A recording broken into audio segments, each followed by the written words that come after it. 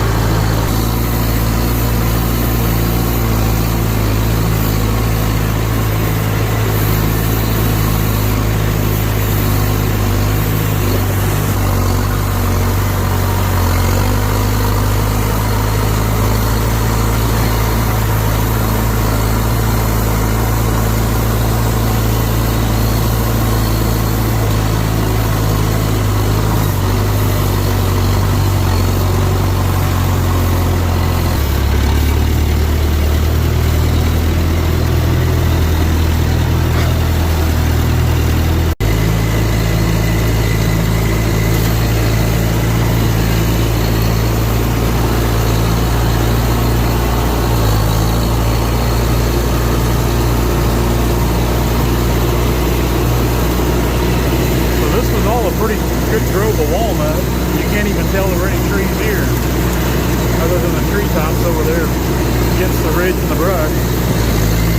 Stumps are cut right off flush with the ground.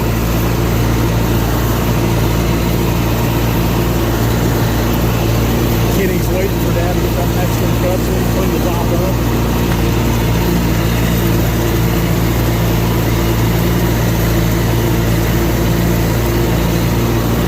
Looks pretty good.